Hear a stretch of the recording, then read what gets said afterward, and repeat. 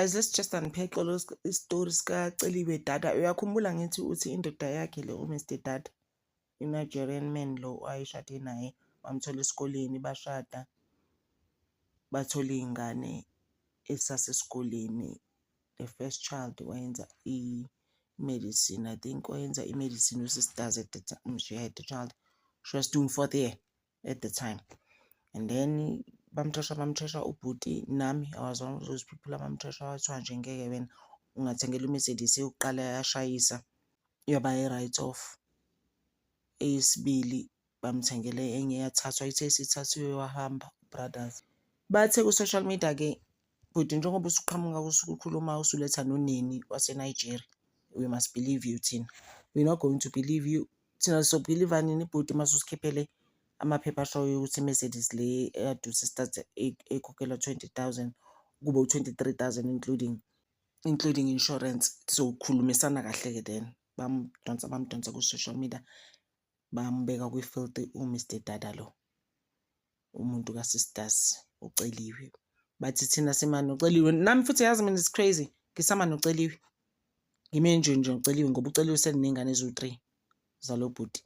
So ngime naye usubhuti-ke manje uzane nini yasho inene uthi yo nongazongitshela ngaloyo wathi ubrothers wayefeba lo uCeliwe wayebuya ebusuku. Lo muntu lo was talking the other day on a YouTube channel ukuthi she was on call, she couldn't do our videos thina esiyifunayo ngoba she was on call.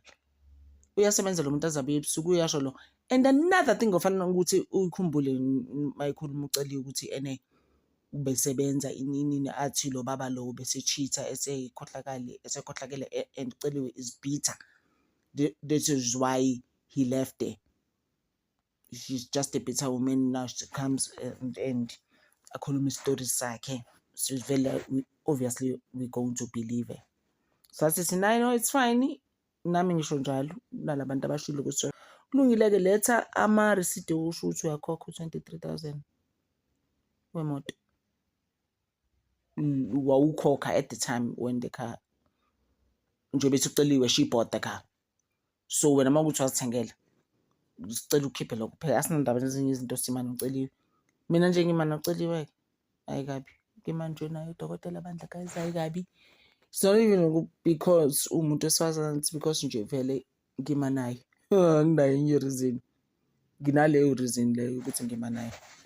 Like I was saying guys, enye into ofanele ukuthi u-understand ama-Nigerian ave namanga. Mo yonke usube namanga cheka labo bantu.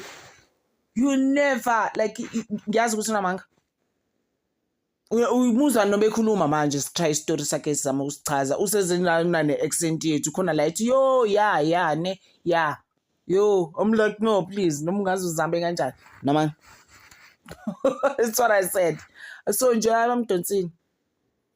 bamdonsile ke nje Bandla nako Facebook bathi hayi no bhuti sinandaba simane udokotela, nami ngima naye ngisame lapho futhi kwamanje guys. Thank you so much, ngithanda over.